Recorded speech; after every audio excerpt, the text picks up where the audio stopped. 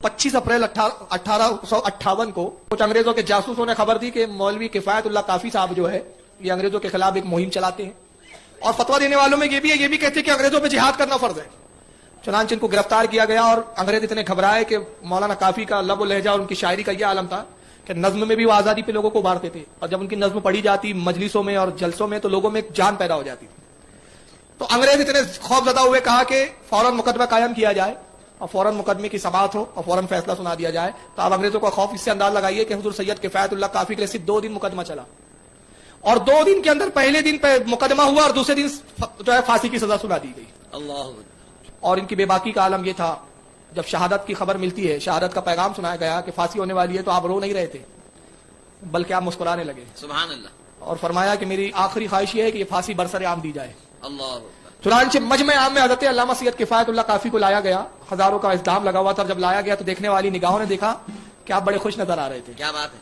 आपने गुस्ल किया, कपड़े तब्दील किए, कुछ वक्त कुरान की तिलावत की, आंखों में सुरमा लगाया, अपने लिबास को इतने से जो है मुअत्तर किया और बड़े शान के साथ सीना खड़ाते हुए नाते रसूल गुनगुनाते हुए।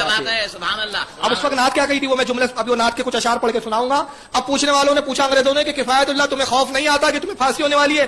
कहा फांसी से मौत से तो वो डरेगा जिसको मौत के बाद की जिंदगी की मायूसी हो, जिसको ये यकीन ना हो कि मौत के बाद क्या होने वाला है। मैं तो इसलिए इस तैयारी के साथ जा रहा हूँ कि बस रसूलुल्लाह से मुलाकात होने वाली है, सरकार मेरे इंतजार में। नारे तकबीर। और जब तख्ते दार पर लाया जाता है अल्लामा सैयद किफायतुल्लाह काफी को, तो कहा ठहर जाओ, मेरी आखिरी ख्वाहिश ये है कि मैं कुछ अपने नबी की शान में कुछ कह दूं। क्या बात है। सुभान अल्लाह। और उसी हालत में मेरे गले में फंदा डाला जाए। फंदा गले में डाला गया और उस वक्त आप शेर कह रहे थे, कोई गुल बाकी रहेगा न चमन रह जाएगा, कोई गुल बाकी रहेगा न चमन रह जाएगा, पर रसूलुल्लाह का दीन हसन रह जाएगा।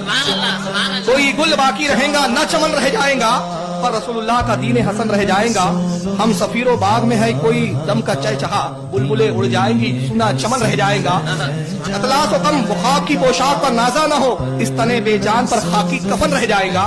जो पढ़ेगा साहिबे लौलाद के ऊपर दुरूद। ये शेर सुने, देखिए क्या यकीन है कि फांसी के तख्ते पर ये शेर कह रहे हैं, वरना फांसी और मौत ऐसा है कि अच्छे अच्छों के होश उड़ जाते हैं। और उस मकाम पे नाते रसूल कह रहे हैं और अशार बरजस्ता अशार, ये नहीं कि लिख के रखे थे उन्होंने, बरजस्ता अशार कहते जो पढ़ेगा साहिबे लौलाद पर के ऊपर दुरूद, आग से महफूज उसका तन बदन रह जाएगा। आग से महफूज, आग से महफूज उसका तन बदल रह जाएगा। सब फना हो जाएंगे काफी, लेकिन हश्र तक नाते हजरत का जबानों में सुकल रह जाएगा। तो ये अल्लामा सैयद किफायतुल्लाह काफी रहमतुल्लाह अलैह, जिनको फिर बरसरे आम सजाए मौत दी गई, मगर क्या आज इनका तस्करा किया जाता है। अफसोस की तो ये बात है कि हमारे सुन्नी लोगों को ही नहीं पता कि हमारे उलमा ने जंग आजादी में क्या करना है।